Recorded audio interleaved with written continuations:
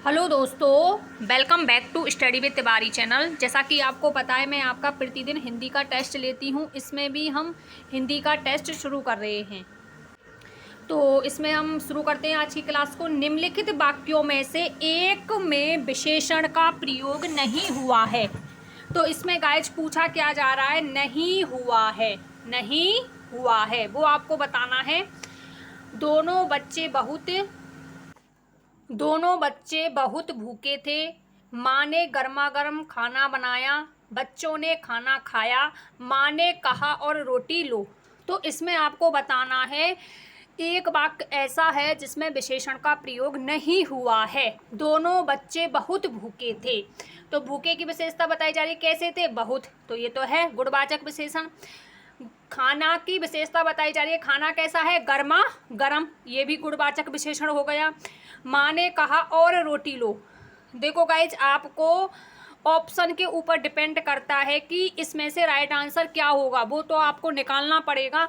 बच्चों ने खाना खाया, इसमें कहीं भी आपको संख्यावाची शब्द या गुणवाची शब्द या फिर आप एक सार्वनामिक विशेषण संकेतवाची शब्द भी नजर नहीं आ रहा। तो ये तो आपको वैसे ही काट देना चाहिए आपको। माँ ने कहा और रोटी लो। अब इसमें और जो शब्द है ये यहाँ पर विशेषण का काम कर रहा है। रोटी के आगे और का मतलब है, ऐसे बोलते हैं ना, और एक और एक और। तो एक आपने पढ़ा होगा, संख्यावाची क्या होता है? विशेषण होता है। इसलिए मैंने इसको इसमें ऐड किया है जिससे आपको निकाल सको राइट आंसर। तो इसका राइट आंसर कौन सा होगा? तीसरा विकल्प।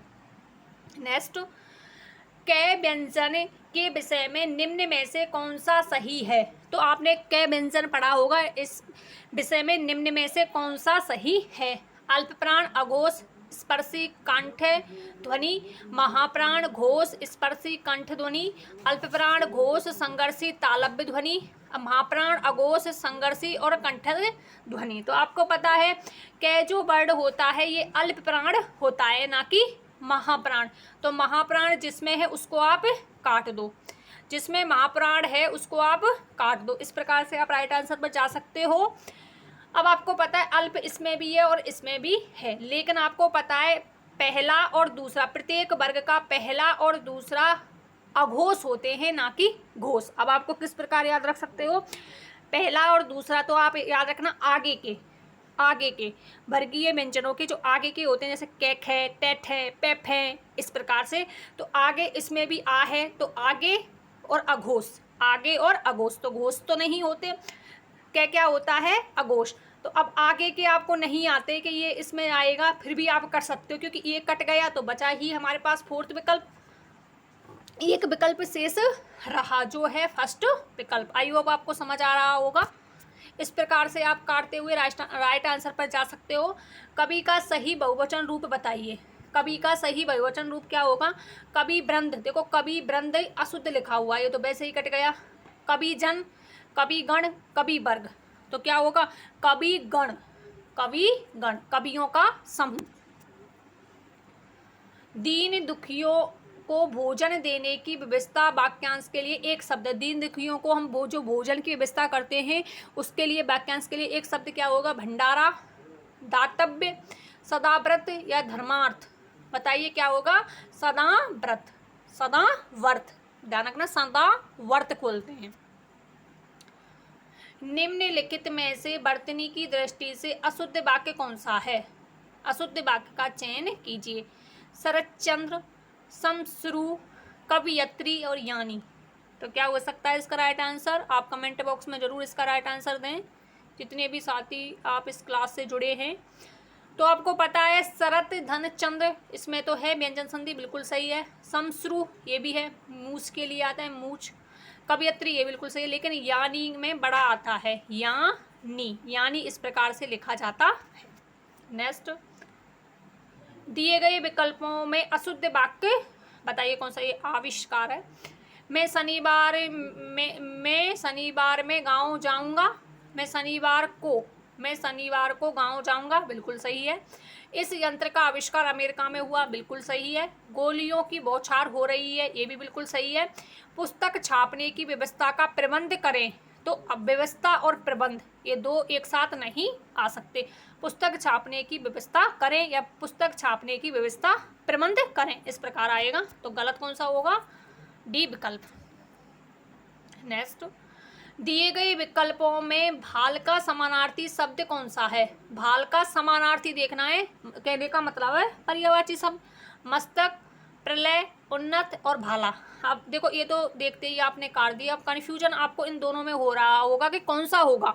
भाल किसको बोलते हैं? भाल भाला को तो बोलेंगे नहीं, भाल भाला नहीं होता। क्या होता है गाइज?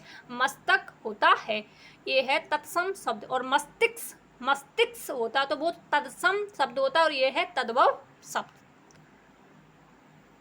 निम्नलिखित वाक्यों में शुद्ध वाक्य है। निम्नलिखित वाक्यों में आपको शुद्ध वाक्य देखना है। मेरे घर के पास एक हलवाई की दुकान है।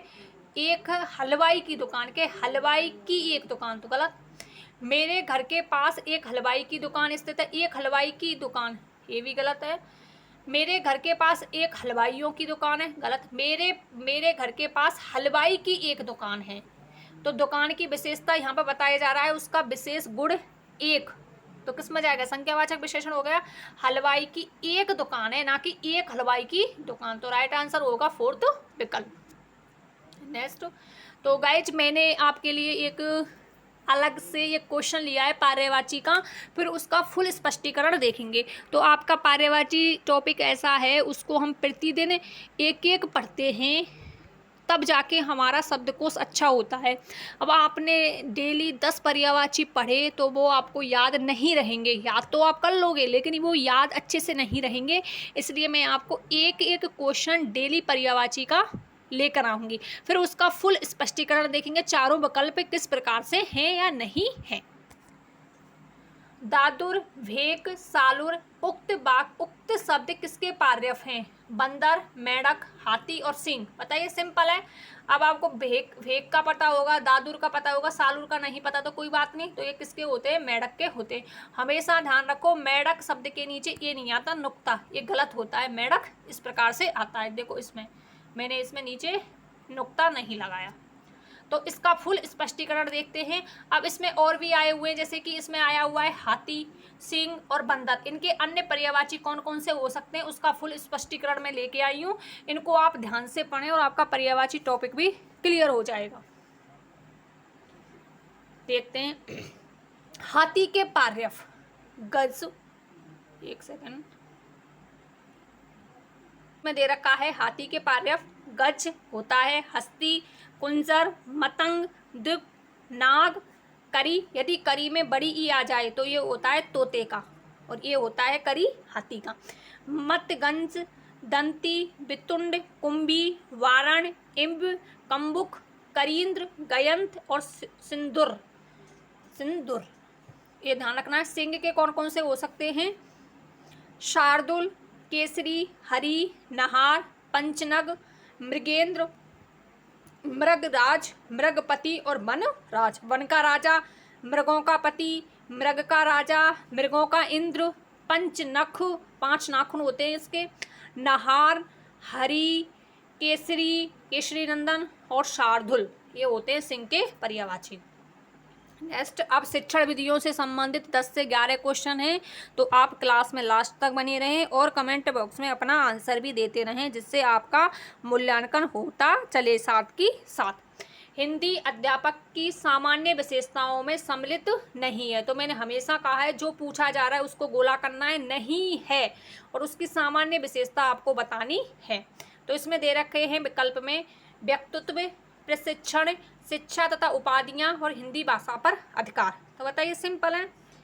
व्यक्तित्व सभी का होता है। व्यक्तित्व, प्रशिक्षण आपने बीएड की है, मैंने बीएड की है, किसी ने बीएसटीसी की है, किसी ने डीलेट की है, इस प्रकार से सभी लेते हैं। शिक्षा तथा उपाधियां सभी लेते हैं, शिक्षा आपने भी ली है, मैंने ली है, सामान्य विशेषता। लेकिन हिंदी भाषा पर अधिकार होना विशिष्ट विशेषताओं में शामिल होता है। आप ध्यान रखना, भाषा पर अधिकार होना विशिष्ट विशेषताओं के अंतर्गत आता है, ना कि सामान्य विशेषताओं के अंतर, इसलिए ये गलत हुआ। नेक्स्ट, अब इसमें आ गया नहीं। हिंदी अध्यापक की विशिष्ट विशेषताओं में सम्मिलित नहीं है। इधर मैंने आपको लिया था सामान्य विशेषताओं में सम्मिलित नहीं है, तो आप इनको याद रख सकते हो। अब इधर पूछा लिया गया अध्यापक की विशिष्ट विशेषताओं में सम्मिलित नहीं है। साहित्य का ज्ञान, भाषा शिक्षण की विधियों का ज्ञान, शिक्षा तथा उपाधियां, हिंदी भाषा का अधिकार। तो ये तीनों विकल्प उस वाले क्वेश्चन में आ गए, क्योंकि ये सामान्य विशेषता होती है। विशिष्ट विशेषता के अंतर्गत कौन सा आएगा? हिंदी भाषा का अधिकार। ये तो सेम क्वेश्चन हो गए गाइस, नहीं अलग अलग हैं दोनों। अच्छे शिक्षण की विशेषताएं होती हैं, जो अच्छा शिक्षण होता है उसकी विशेषताएं कौन कौन सी होती है? आपको पता है शिक्षण शब्द शिक्ष धातु से बना है, लुट प्रत्यय से, और ये नपुंसक लिंग शब्द है। प्रेरणा देने वाला बिल्कुल होता है, क्योंकि शिक्षण से ही हमें प्रेरणा मिलती है कि हमें तैयारी करनी चाहिए। निदानात्मक एवं उपचारात्मक दोनों होता है। शिक्षण के द्वारा हम बच्चों की त्रुटियों के कारणों का पता लगा सकते हैं, फिर उनका उपचार भी कर सकते हैं। सुनियोजित और एक नियोजित तरीके से, एक क्रमबद्ध तरीके से यदि बच्चे को अध्यापक तरीके से, नियोजित का मतलब सुनियोजित, सु माने अच्छे, नियोजित अच्छे तरीके से शिक्षण कराता है तो उसका सफल होना तय होता है।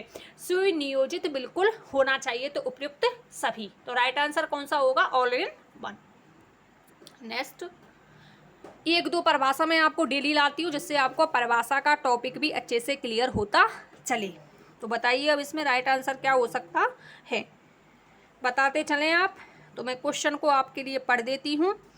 भाषा वह साधन है जिसके द्वारा मनुष्य अपने विचार दूसरों पर भली भांति प्रकट करता है और दूसरे के विचार स्वयं स्पष्टता से समझ लेता है। ये परिभाषा है। किसने दी थी ये परिभाषा? बताइए। पंडित कामता प्रसाद गुरु ने, भोलानाथ तिवारी ने, दांडी ने और पतंजलि अंजलि पूछा गया है ये। तो इसका राइट आंसर क्या होगा? पंडित कामता प्रसाद गुरु ने। नेक्स्ट, ये अच्छा क्वेश्चन। भाषा सीखने की प्रक्रिया बिंब का सही क्रम क्या है? तो बताइए, भाषा हम किस प्रकार से सीखता है? एक बालक, आपके सामने एक बालक है, वो किस प्रकार से सीखेगा? तो उसी प्रकार से आप अपने माइंड में इमेज सेट कर लो। एक बालक की इमेज आपके माइंड में बननी चाहिए जब इस क्वेश्चन को आप हल करें। तो जब छोटा बालक होता है वो सबसे पहले देखता है, चित्रों को देखता है। तो जिसमें श्रव्य बिंब है उसको आप काट दो। तो श्रव्य बिंब 2 में आया हुआ है, तो इसको आप काट दो। तो ये तो कटी ही गई। ओके, अब इसमें आपको देखना है, इसमें भी दृश्य है, दृश्य, श्रव। अब इसमें विचार और इसमें भाव है, तो कौन सा आएगा आप बताइए। तो जब बालक किसी चीज को देखता है, फिर उसके बाद सुनता है, फिर विचार करता है, फिर भाव बनता है। भाव जैसे दृश्य, बालक ने गाय को देखा तो दृश्य बिंब बन गया, और गाय के बाद उसने उसकी रमाने की आवाज सुनी तो श्रव्य बिंब बन गया। फिर उसके मन में विचार आया कि गाय के 4 पैर होते हैं, 2 आंखें होती हैं।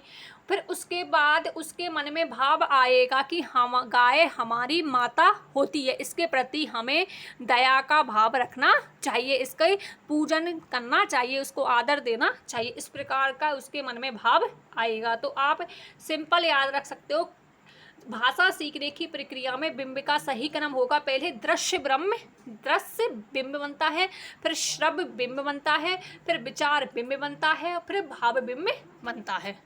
नेक्स्ट, भाषा विकास के 5 अंग कौन कौन से होते हैं? शब्द भंडार, वाक्य विन्यास, अभिव्यक्ति, वाचन और लिपि। शब्द भंडार ग्रहण, अभिव्यक्ति, व्यवहार और लिपि।